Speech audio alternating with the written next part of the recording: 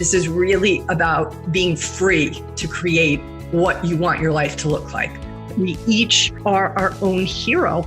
And how do we take the challenges that come our way and see those as the birth process of us becoming heroic? Can you meet that judgment that ultimately will surface with neutrality? This is the Wall Street Coach Podcast with Ann Curtin. Welcome back, everybody, to the Wall Street Coach Podcast.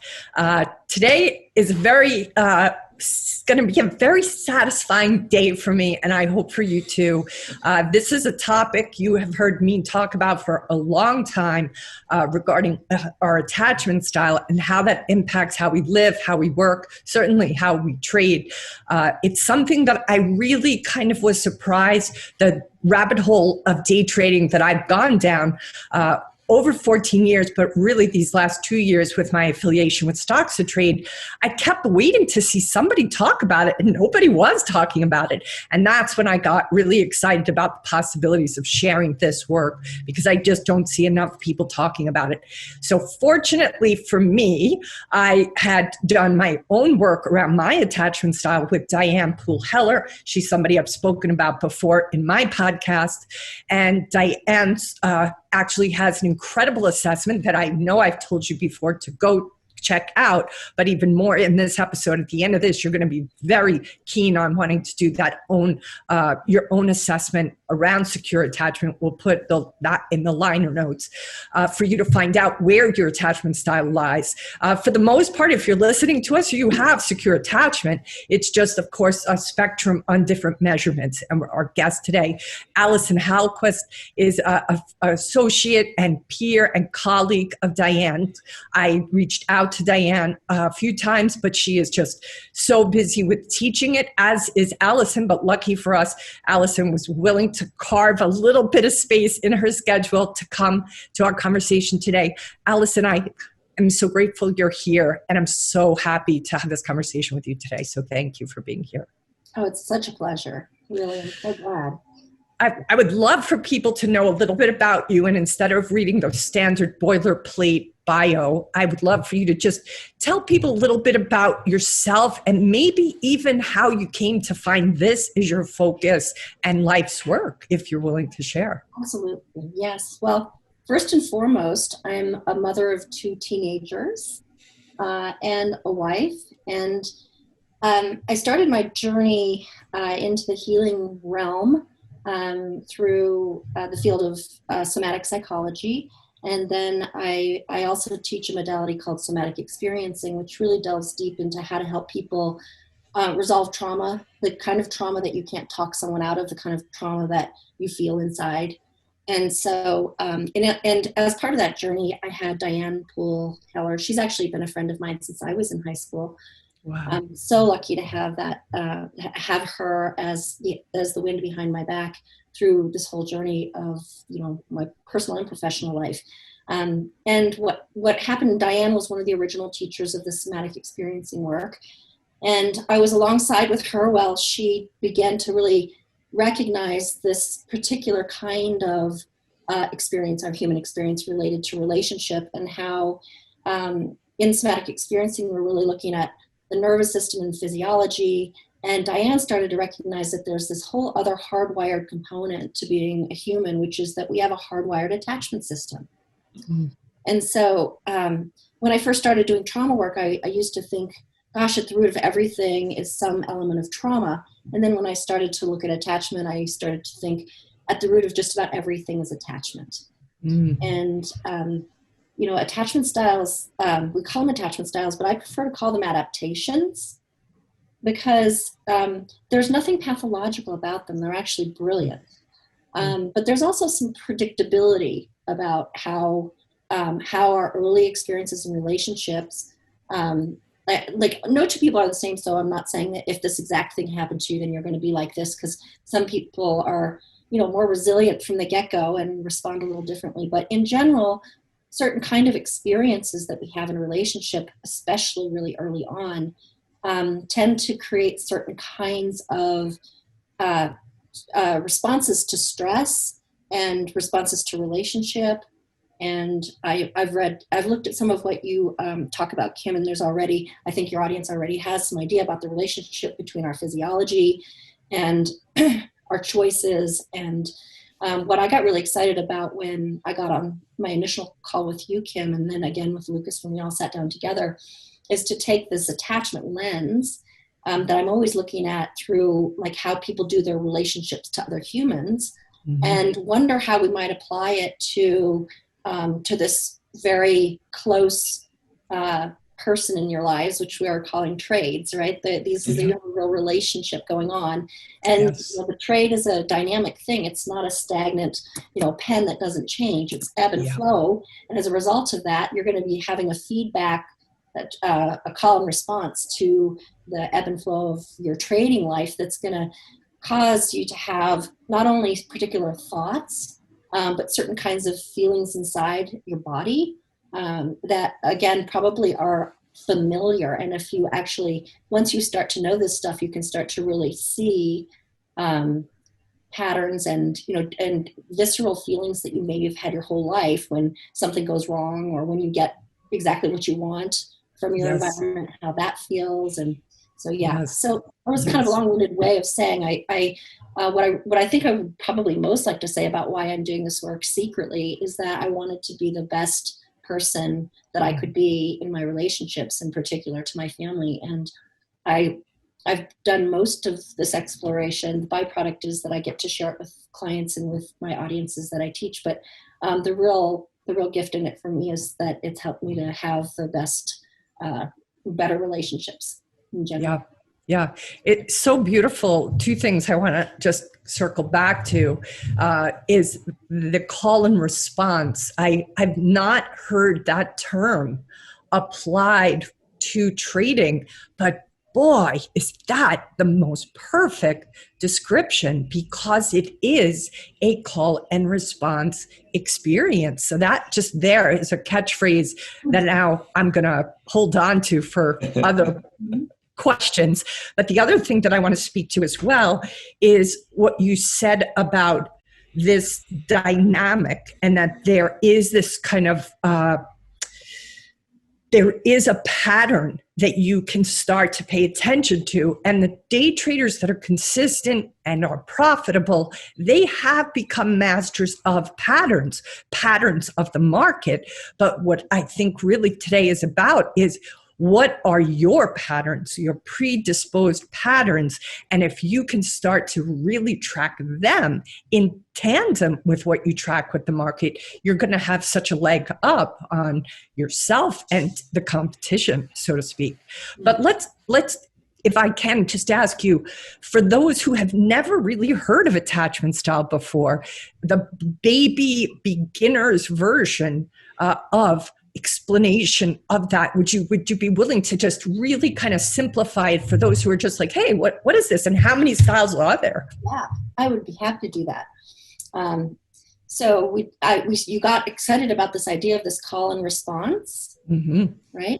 And that's actually what attachment is based on, because when a baby happens and is in the world, a baby can't cry for a while and then the parent doesn't come, and then they cry for a while and the parent doesn't come, and they say, oh gosh darn it, I'm just going to go get my own bottle, right? And so right, so for an infant, right, it's really a life or death experience if you call and no one comes, right?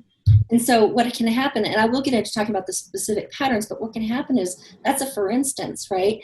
So that, and these are called implicit or body memories, and it can be something that gets set up early on in how we call and someone does or doesn't respond. Right? And then we can find ourselves in later life where, for instance, we are expecting a trade to feed us a bottle, right? And it doesn't, right? And then we get this full body experience of life or death. Yeah. This is just a for instance. There's many, many different versions of this, but this is an example. So here you are sitting in your chair, and if you were to stop to think about it, you'd go, well, I'm not going to die right now. Like a little part of your watcher could say, everything's fine. I'm going to go home and see my family and feed my dog. But the internal experience can replicate that early experience of life or death. And that usurps a lot of our energy, right? It actually, when we go into a threat response like that, it uses all the glucose, and our rational, instinctual, or not rational, this is the instinctual part, the rational thinking, reasonable part of our brain isn't in the conversation anymore when we're that threatened, right? And so we don't make our best choices. Yeah. And we don't have access to like our common sense sometimes. And we get driven from an instinctual place of desperation. Yeah. And so what's really cool, I am going to talk about the specific attachment styles, but I also want to talk about one of the huge contributions that one of many contributions that Diane Poole Heller has made to this whole process is that we originally understood a lot about attachment. It was since the 1950s we've been able to sort of track these patterns. Mm-hmm. But there were theory. It was attachment theory, but there was no attachment application. We didn't know what to do about it. Right? We knew it was a thing, but we didn't know how to help people with it.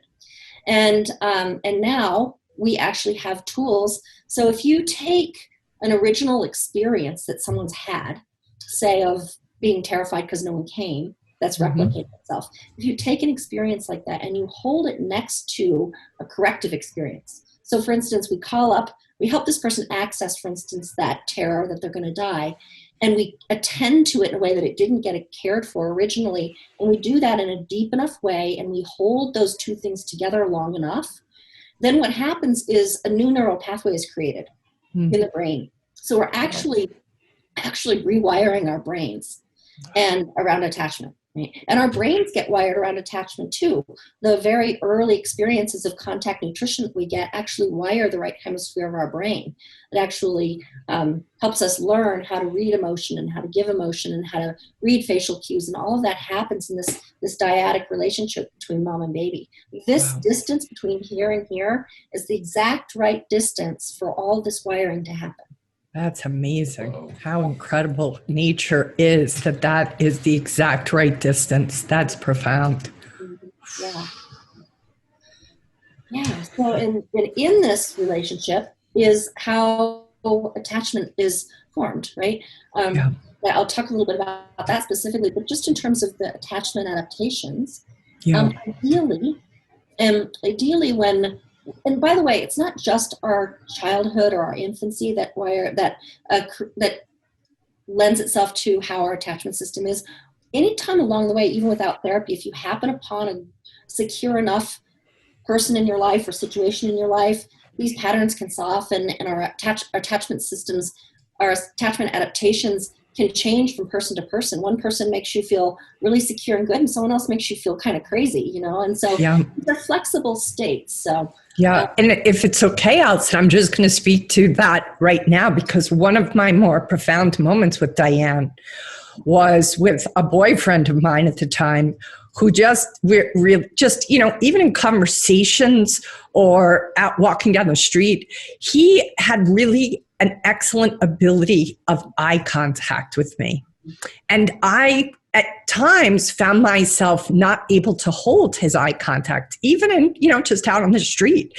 And one of the things that Diane taught me was that my allowing myself to just be in the eye contact a little bit longer each time, so that I didn't, because it was too much for me almost.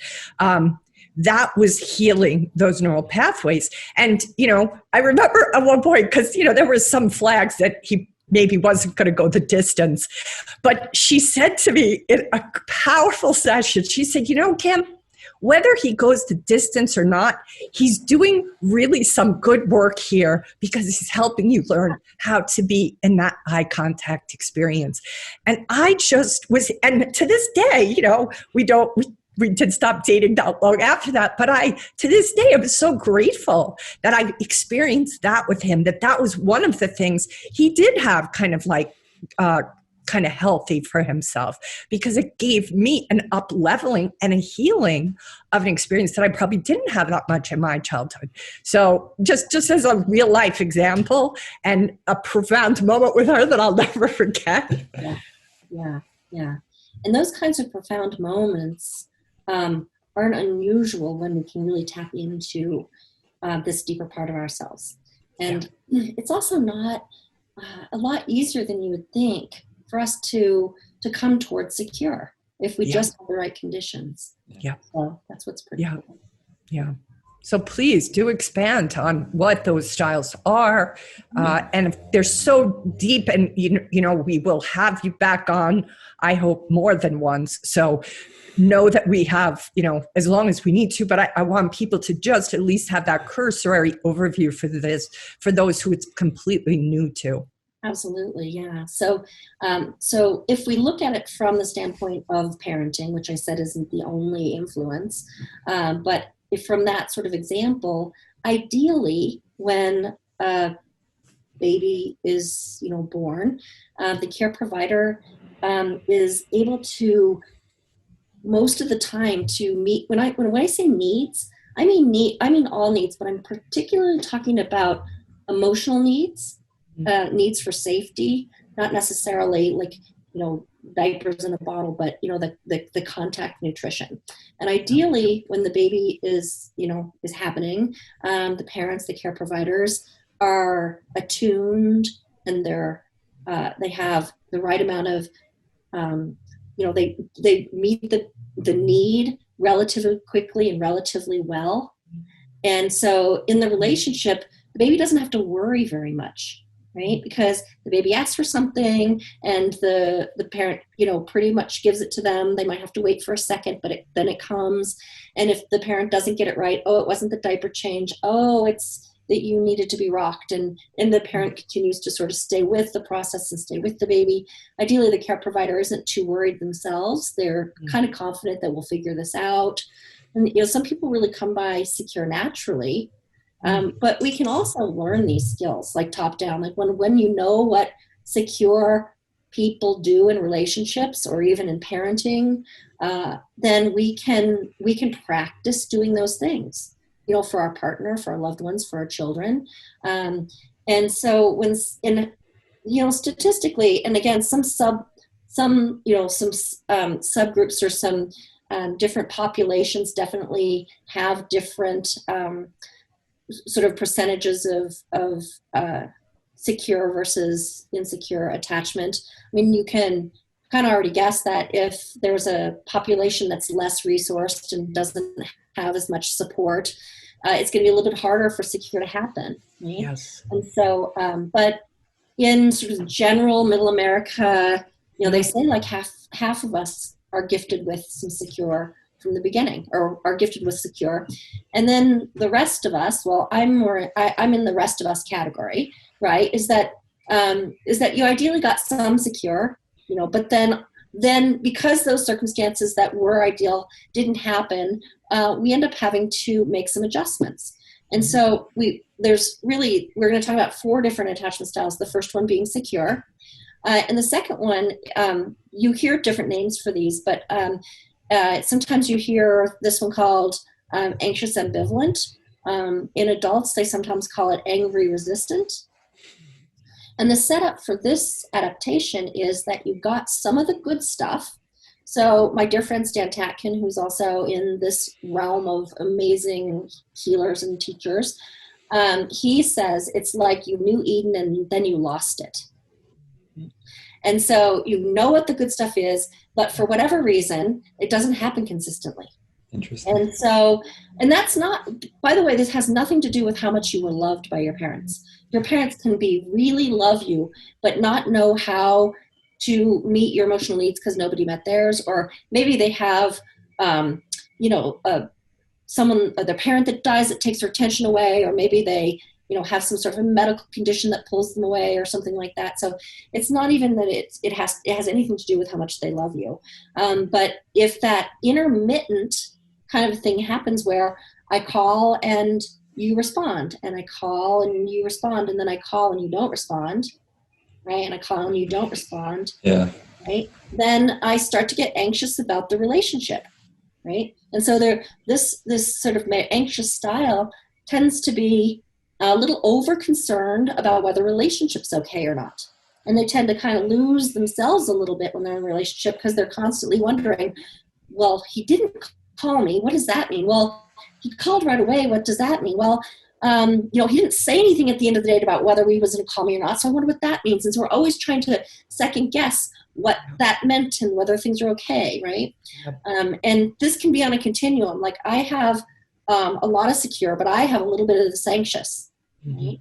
It can also be, we spend lots and lots of time when we're doing a full training going into all the little things that you might see in someone with these adaptations. But because our need isn't met right away, we tend to keep, as soon as we get a need met, we tend to start needing the next thing. Yeah. Right. And in babies, that can sound, this isn't the only reason that a baby might be in distress or cry indefinitely. But if you don't know when your need's going to be met or how long it's going to take, then you sort of, we call it a signal cry stays on, and the baby can just be kind of whiny because they're always sort of wondering when it's going to come next. Yep. And in adults, one of the hallmarks for us is that we tend to be a little bit complainy, right?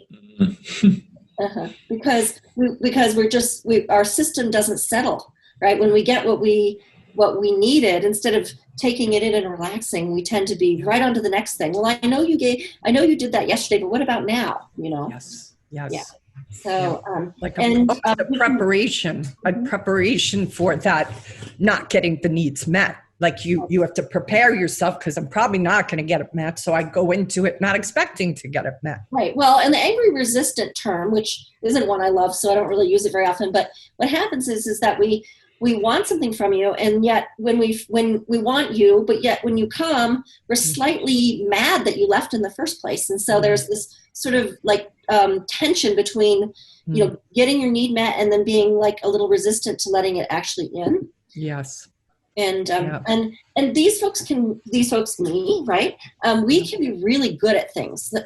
Like therapist is one role that we can be really good in because we're super precise at tracking other people. Yeah, we're really good at that. We can really help. Right, we really know what's going on out here, and we have a pretty well developed, because initially we did get a lot of the good contact nutrition, right? We actually have a right brain that's really pretty acutely wired to be able to read body language and attune to facial expressions and micro expressions and all that kind of thing. Or voice changes. Like, oh, this person, I can hear so much in a voice. Yes, right. So, and again, so these aren't pathologies, but and when we know these things about ourselves, like now I'm certainly not perfect, but maybe 50% of the time at least, I can say, just close your mouth and let that in rather than complain. And then we can also do the healing work where we're coming in and actually supporting that older memory and experience of not getting our need met or not getting met effectively. Yeah. All right. So we have secure and we have anxious. Anxious, ambivalent. What else do we have? Well, and the next one we'll talk about is what we call avoidant. It can also be sometimes referred to as dismissive. Right? And this pattern develops more from a place of I called and no one came. I called and no one came. Called and no one came. So the best adaptation I could possibly make is to stop calling, right? And to stop needing and to get really good at taking care of myself, right? And so the physiology of someone who has a more avoidant adaptation is going to be to tell the attachment system to turn off repeatedly, because if you're living in a world where your attachment system's wanting and you're not going to get that, that's going to continuously be really painful, right? And so with more avoidant adaptation, they tend to just develop a stance of not needing anything. And again, I want to say this is about emotional needs and contact needs, not so much like you can live in a beautiful home and have you driven to all the perfect classes and have your laundry done every day and be cooked great meals. And that doesn't mean that your contact nutrition was there, right? And so we can get really, on the avoidance side, we can get really good at not needing anything or anyone, right? Deep down inside, there's actually a hardwired attachment system that really deep down inside still wants that contact, but it's really it's really covered up by this facade of really not needing anything and not needing anybody. And there can actually be a certain amount of superiority that comes around not needing, and a sense that if you need, you're weaker than me, and that I'm better because I don't need anything. Yes. But it can be ultimately kind of lonely, Yeah.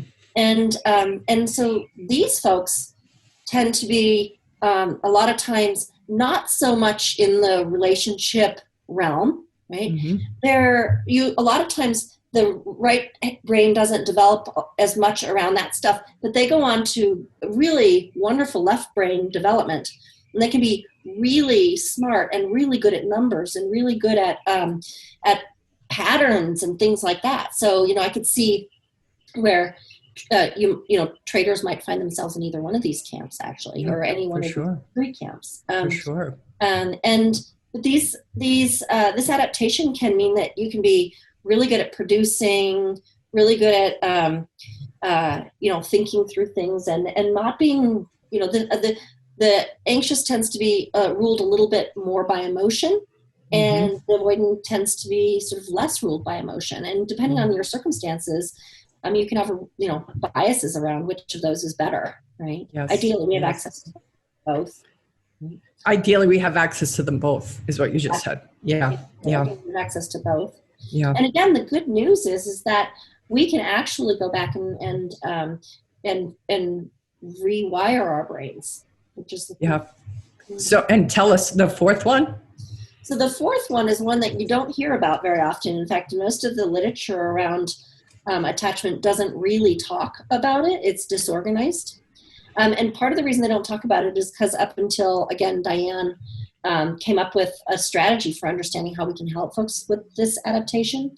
And disorganized can be talked about in some different ways, but the way I'm going to talk about it today is that it's actually kind of a combination of anxious and avoidant. And it's really the inception of disorganized comes when there's threat in the original relationship or fear in the original relationship. And I would say that lots of us have pockets of disorganized. You don't have to have it as your primary style. It could be that, overall you had pretty secure parents, but maybe your dad had a trigger and he'd lose his mind every Christmas and, blow everything up or something like that. And so you might have a little bit of that in you that shows up under certain circumstances. Yes.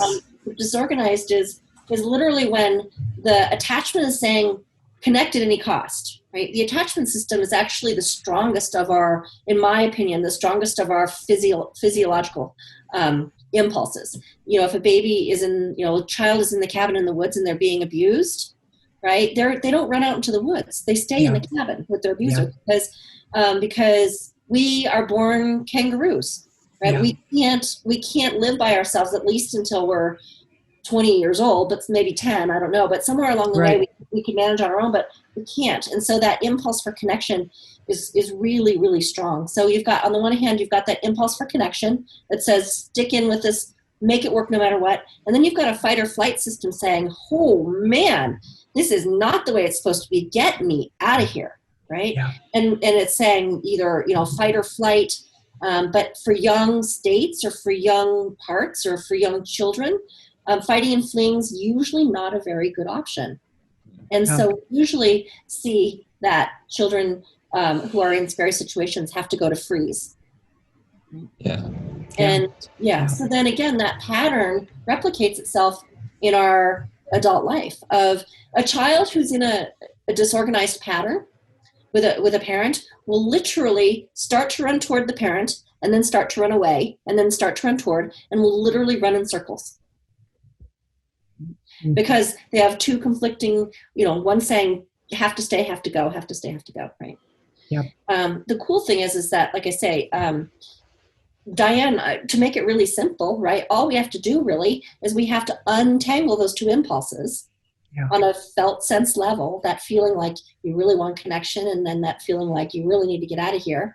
And you just need to have, those corrective experiences I was talking about where you hold those deeply, right? We just have to give both of those impulses the opportunity to really feel coming to fruition. And then the physiology is allowed to start coming out of that pattern. let's talk a little. Yeah, I'm oversimplifying probably the most complicated thing on the planet. I think it's important, though, for people to be able to enter into this conversation. And I know there's a lot of depth, and I will caution our listeners, there's a lot of depth that we will be continuing to go into, but we wanted you to have the at least landscape that we're going to be visiting.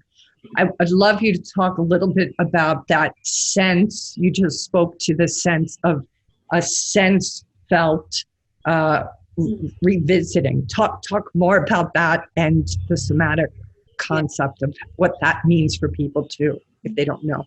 Yeah, so we oftentimes think of memory as sort of this laundry list of what we need to get at the grocery store, or this chronological recollection of what happened.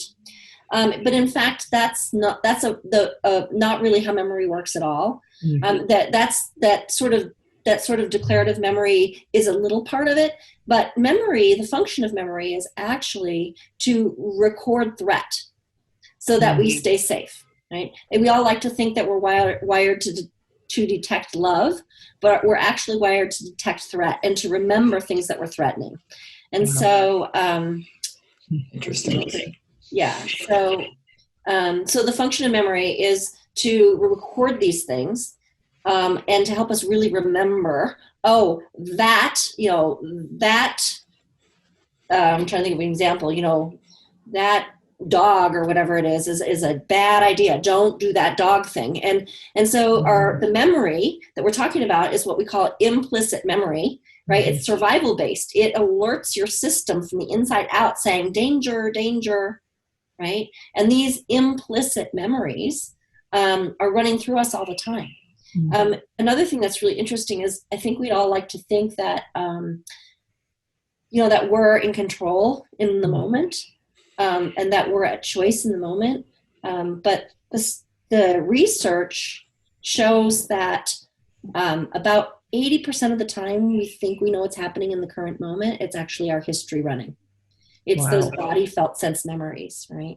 So like an example might be, I think I gave this example to you guys when we met last time, but I'll give it again because it's a good one, right? Is that I might come in and I go, hey, Kim, how you doing today? It's good to see you, right? And you don't know why, but your whole body goes, right? And your physiology perhaps is remembering what it was like, say, to have, someone take their hand across you, right? And so your physiology went danger, danger, danger, but you don't really remember that because it's the instinctual part works so quickly it doesn't really stop to think, I wonder what that was. It just alerts us, right? And so then you say to me, Alicen, how come you were such a jerk when you walked in here?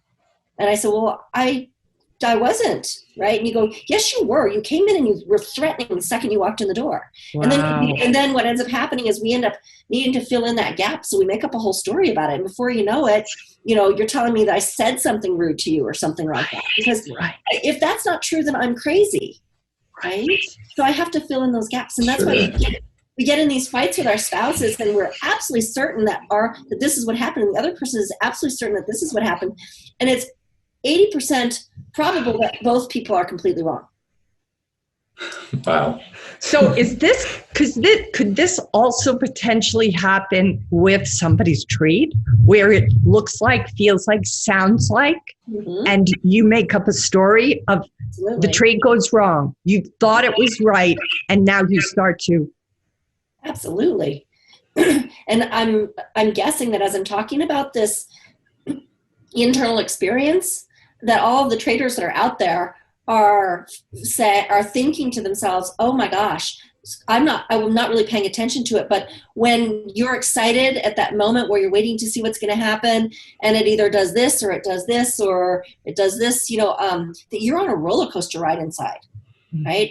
And when it's good, it's good. But when it's bad, it's really bad, right? And that's the other thing too, is that from a nervous system process, when we are functioning more securely, our nervous system process is more regulated, right? And our cortisol levels and all those things that you have already talked about with your folks here. And and when we're more modulated like that, then we're not riding this huge roller coaster, this nervous system roller coaster. More about the felt sense. Tell us what that looks like for somebody to begin to, even if they have to start with just themselves, how would one step into their own felt sense? Well, let's see. What I would say is this. First of all, it's a foreign language for a lot of people. It's getting to be more well known. When I first started in the somatic field over 30 years ago, I almost had to like whisper, like, oh, the body and the mind have something to do with each other, and then hope I didn't get, like made fun of or something. And so people are starting to really understand that a little bit more, but it's still not like when Lucas comes in and says, how are you, Alice? And I go, well, my palms are a little clammy. My throat's a little dry, right? But my feet are a little cold, but I feel kind of excited in here. Like, it's not the way we communicate. And so for a lot of people, it's really a foreign language. Mm-hmm. So it begins with me just sort of saying that and sort of beginning to talk about it. But we have our bodies talking to us all the time. Mm-hmm. It's so interesting because it's kind of like when you buy a Volkswagen, all of a sudden you see all these Volkswagens and you don't know where they were before. Right? It's kind of like that with feeling sensation, is that all of a sudden, once somebody starts to teach you this language, all of a sudden you're going to start feeling all these things and you're going to think, wow, where were all those feelings before? But it's a little like that example of Christopher Columbus and the native people not being able to see the ships because they didn't have any context for it. And once we have a context for it, then it starts to become alive. And some of the ways that I help people to do this process is I might ask them something like, how are you feeling? And they might say, I feel excited. And I say, well, how do you know you're excited? Well, because I'm happy and I feel good, right? But how do you know you feel good? Like what happens inside that tells you feel good?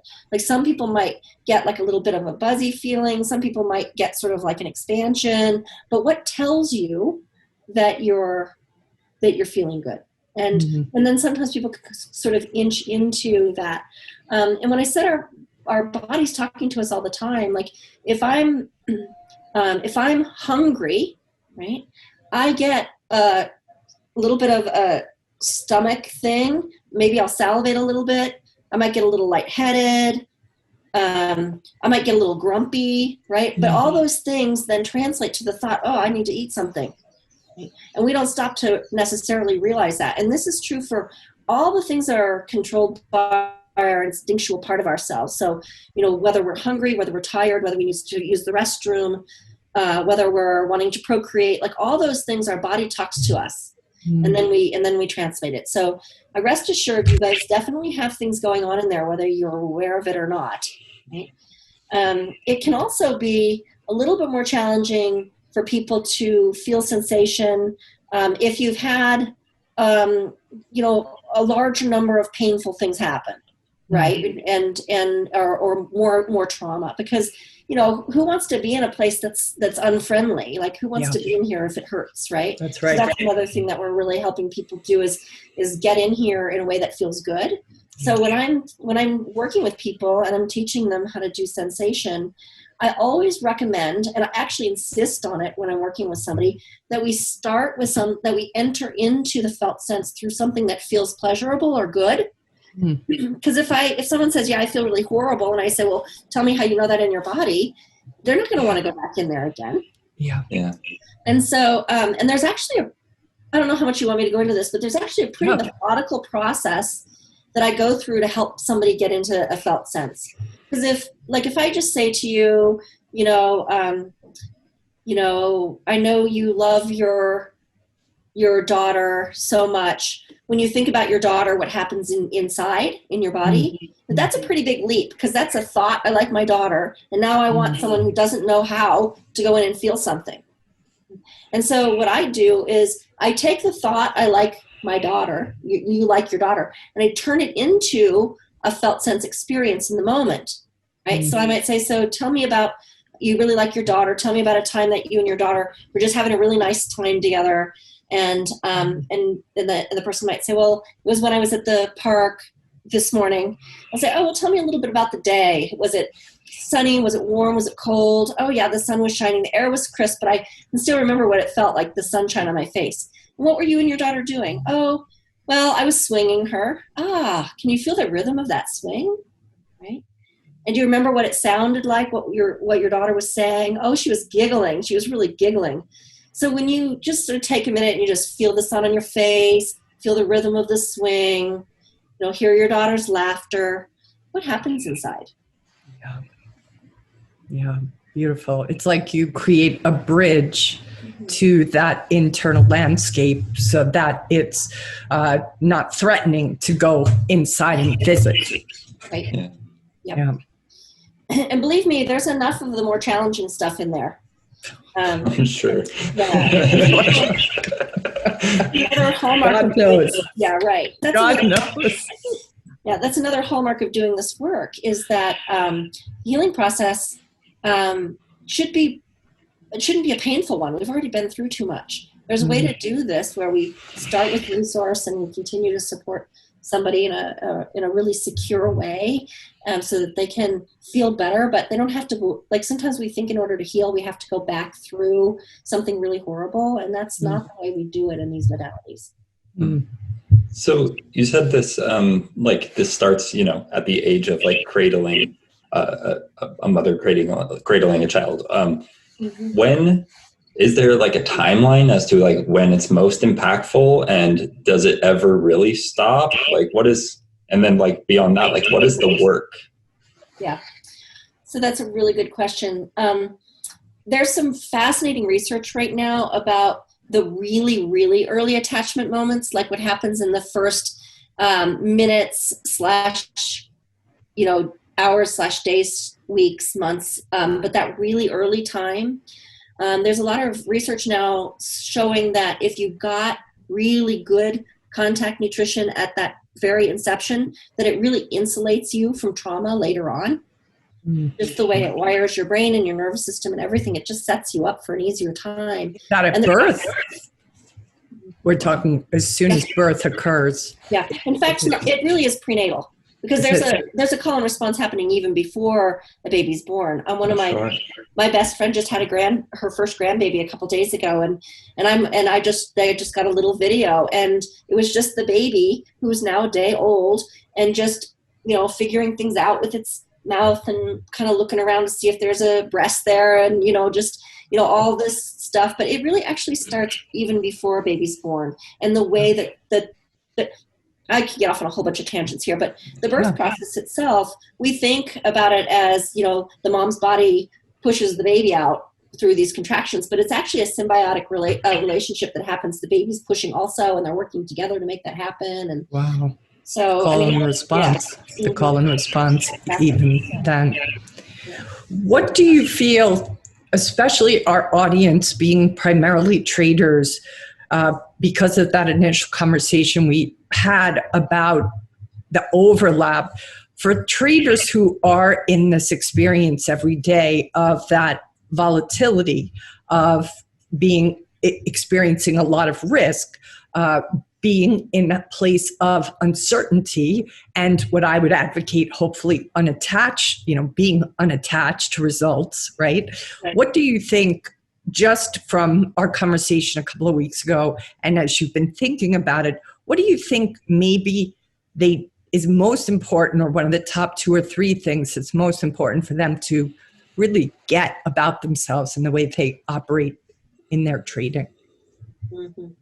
Well, it's interesting because you asked this question about when this process starts, and I was saying it was right, early on, but it continues out through our whole life. Mm-hmm. And, if we get in a relationship that's really secure, that can be great. If we get one that's functioning insecurely, that can be really awful. And I think the same is true about this relationship between traders and their trades, is that, and I think that, this is just my working theory, is that if the trader is able to attend to some of those patterns, those unconscious patterns that are running the show, right, that there's a better opportunity to be neutral, because we're not functioning from that life or death place. I don't know that I exactly answered your question. Yeah, you did. You did. So let's say that give us, what would be those first couple of steps? You spoke about tracking some of those emotional experiences. What else would be appropriate for them. And let's just back up. If they are tracking, what should they be tracking? Well, initially seeing if they can practice doing it with something that's pleasurable. And starting out with something that really means a lot to you. What I will tell you is that anything pleasurable usually has a wound that comes with it, right? And so as you're tracking, for instance, the love you have for your daughter, if you spend enough time tracking that, the wound is going to show up. This is how this work works. And as you're tracking that, you're all of a sudden going to feel this pang of despair that you yelled at her this morning, and you feel really bad about that. And so, and the way that we then would work with that is, again, just giving ourselves a chance to attend and feel the truth of that in our humanness and to care for it. I mean, the quality of our attention is really meant to be the sort of part of the antidote, right? Which is, how is it to just give that feeling some care and some attention and some time, that you love your daughter so much that it hurts this much that you yell at her, right? And the art is not staying in the discomfort too long, right? And this is what in the somatic experiencing realm, or Diane calls it pacing and dosing, and somatic experiencing, we call it pendulation, where there's a movement between what doesn't feel good and what hurts, and then what does feel good and what doesn't. And so that keeps the process from being too overwhelming. Yeah, it's almost like you are. I can't help but think of a pinball machine. It's like you can rough up that machine just so much before it hits tilt, and you have to find that balance of being able to move that pinball around without shutting down the whole system. Right. Exactly. The other thing I would say is, I think that you said you've given them the resource. You might want to give it to them again to go on to Diane's website, and you can do a little self-assessment of your attachment there. When you take it, I would recommend thinking of one particular person. Like I said, you different attachment adaptations are going to show up in different relationships, or you might even think about it in relationship to a particular trade. Yeah. Wouldn't that be fascinating to take that attachment questionnaire and maybe even take it twice, but take it once related to a trade that went well and once in relationship to a trade that didn't. Yeah. And then you might be able to sort of see which, and then once you learn, if we are, going to continue to give them more information, they'll be getting a lot more about sort of what the tendency for those adaptations to do when they're under stress. And then there's this opportunity then to know oneself. Like I say, I tend to be a complainer because I get what I want and then I just ask again. So can I do a little top down? Can I say, okay, I tend to get anxious about things. Why don't I just wait and see what happens instead of, I'm thinking about, I don't remember which movie it is or what it's called. Maybe it's Swingers. It's the one where he gets the girl's phone number and he calls, and then he calls back and he calls back and he calls back, and you're watching it going, I can't stand this. That'd be like an anxious move, right? And so, once we kind of see these things and through the attachment lens start to know, when I have a trait go bad, I go into avoidance, or I go into anxiousness, and I make a bunch more trades and hope that I can make up for it or something like that, or I'm scared to make a trade now at all or something like that. So to be able to start looking at not only the bottom up ways that we can heal this, but the when we have that information, how we can advocate for ourselves and kind of, boss ourselves around a little bit. Yeah, for sure. Lucas, did you have a question? I think there might be something there, to take it with the idea of specific trades, or even I would say the day of a trading. I don't know. I think you're onto something here. There's something very interesting here, because I've seen myself move back and forth depending on how the day has gone. Where I think I think I'm ambivalent, and then other times I'm like, I think I'm secure. Just in the way you're talking right now, I feel. Yeah. So, well, and the other thing too, the other side is, how is what's happening in your interpersonal relationships affecting your trading? Sure. Absolutely. Right? If you're a very insecure moment with your partner where you don't know if they're going to leave you, that insecurity is going to translate onto the trading floor. I'm certain about it. Or if you're in a really secure relationship that you're feeling super good about, that lowers our cortisol levels and heightens our level of confidence. I would say one of the hallmarks of being in a secure relationship is that everything seems good, Yeah. and you feel good about yourself. Yeah, for sure.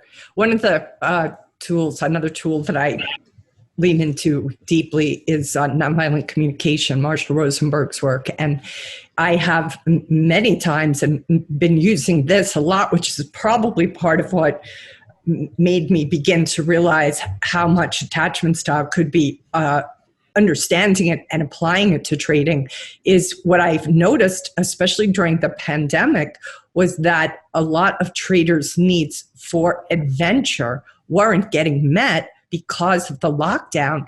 And some traders found they're taking much bigger risks in their trading because of it. And one of the conversations at one point, which was, a webinar for a company called True Trader, what we noticed, this person happened to speak to the fact that she was very adventurous and hasn't had that. So the first homework assignment was, go get your need for adventure met however you can, because you're going to get that need. You're going to be seeking that need out in your trading until you get it nourished. Oh, yeah.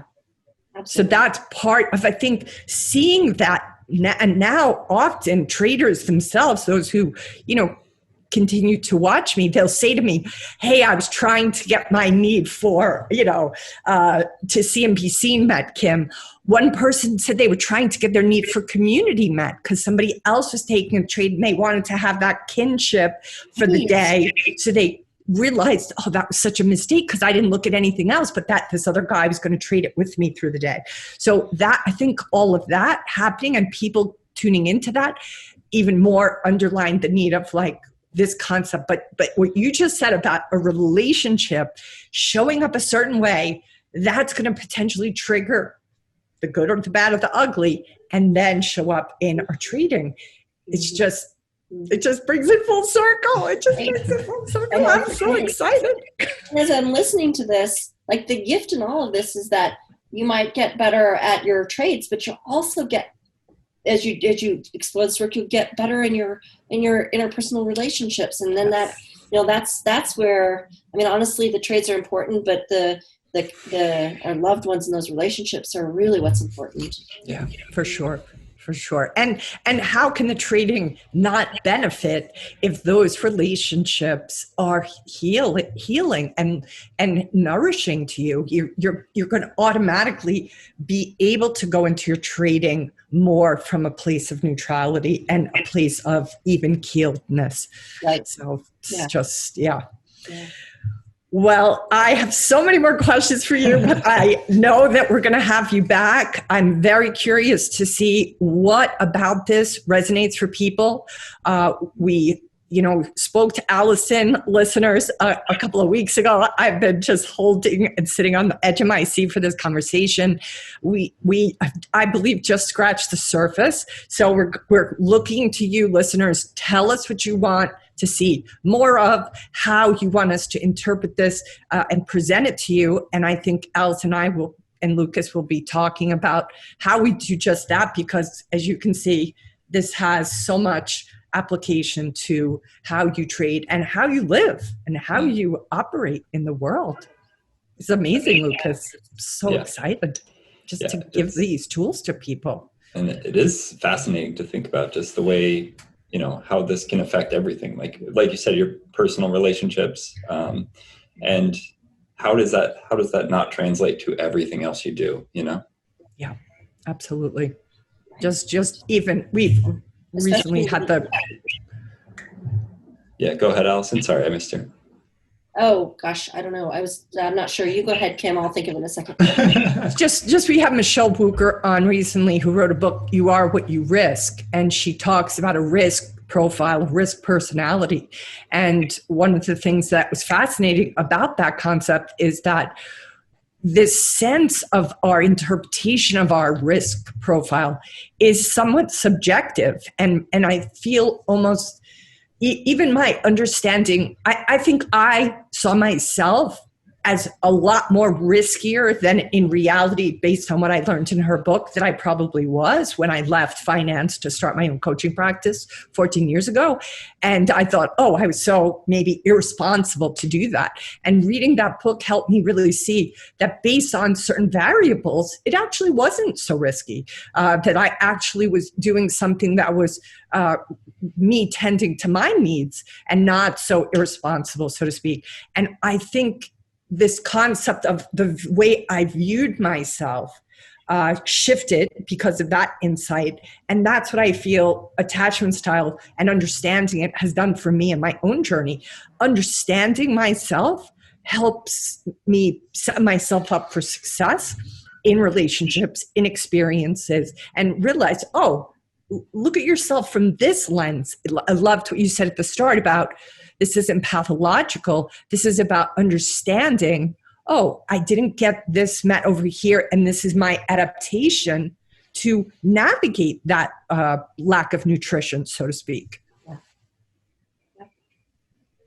Yeah, and sometimes those patterns, even later in life, they need to return for a moment if things aren't going well, you know? Yeah, for sure. For sure. Yeah, but I'm in awe as I do this work because there's no two people that are ever the same. And the really creative and deep and phenomenal ways that people have survived things and gotten through things and stuff it never ceases to be amazing to me.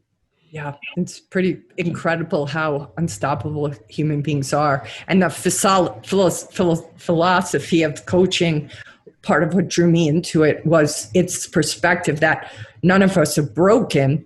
All of us are perfect at navigating what we had to navigate, but are there some costs that we're no longer wanting to pay to get tools to heal some of those wounds? And I love that, you know, it sounds like you're coming from that same place. Yeah. Well, this is really exciting. I can't wait to see how people receive this and what's interesting to everyone, and to give us maybe some direction on where we can go from here. Yeah, and you did some exercises with Lucas and I when we first spoke. I think maybe we do some of those too in future conversations. So we'll see what people have to say. But I'm just so excited to get this work and your wisdom in front of our audience, because I know they're going to really be enriched by it. So thank you for today. Well, I'm really honored to have you guys reach out to me and get to do this with you. It was really fun. Yeah.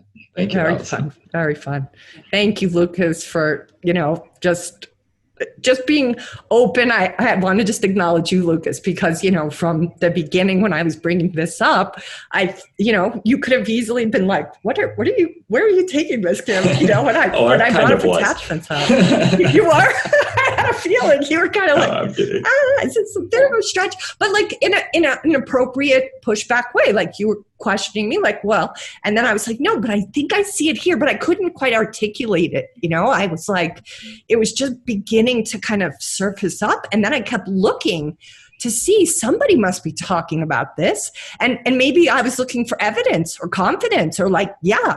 But then at some point, the point of no return where I was like, this is powerful. Well, attachment applies to everything in life, but it was interesting when you first posed this to me also, you two, I had to kind of stop and let that sort of rattle around in my head for a while to see exactly what the connection was, but I think it's definitely showing itself. So excited. Thanks for being on the adventure with us, Alicen, because we'll discover all of us together, but to be able to just take that assessment, which again, we'll put the link in the liner notes, go to Diane Poole Heller's website. You're going to take this attachment style, and to those traders who want to do it from the lens of their trading day, as Lucas recommended, or a specific trade that's still in the memory bank, from months ago, perhaps that is a great way for us to start to track it, and with relationship in your life. That's important because then you may see that pattern, but we'll find out. We're all on the adventure together. Fascinating. And a little tidbit before we start. Please. Yeah. We were just talking about something that happened in the past that's still rattling around back here. Yes. The way that this all works is that if there's something difficult that happens in relationship, and in this case that's the relationship to the trade, but even like in a interpersonal relationship, if that is repaired right away, like the old adage, don't go to bed mad, like within the first, couple hours or so, or within that day, if it gets repaired, it doesn't get relegated to long-term memory. It's the things that are injuries that don't get repaired or resolved that we record, that we put in our long-term memory again as a reminder so that we don't get hurt again. So, if you've got trades and it's never too late to go and deal with those things that never got healed. So if you've got a trait that's still rattling around in your head, that means it might need some repair still. Yeah. Actually, that I think I learned from Peter Levine's book, Waking the Tiger, that if I recall correctly, Alicen, you'll probably know this quicker than I do, but I remember him saying that you're repeating, there's a repetition, like a record that's skipping, and the mind, the body, the physicality of it just wants to finish the revolution of where it needs to end. And if we don't allow it to have that, it's interrupted and will potentially turn into PTSD where it repeats. Yep. So, wow. Yeah. So the sooner you apologize, the less you'll make friends with your trade or your partner, the less stuff that you'll be remembering. Yeah. Less cost. The cost reduces very quickly. Profound. What a profound way to end. Thank you for that. So great. All right. Thank you, everybody, for viewing. You can tell I'm pretty excited about what's to come next. And I'm just beyond grateful to you, Alicen, for coming. We will see you guys very soon on the Wall Street Coach podcast. Please, again, let us know what you think. We are reading all your comments and input, especially for this one. All right. Oh, hui-ho for now. This has been the Wall Street Coach podcast with Ann Curtin. You can find out more about her and her team online at thewallstreetcoach.com. If you've enjoyed this podcast, please consider leaving a 5-star review on iTunes. Thank you for listening.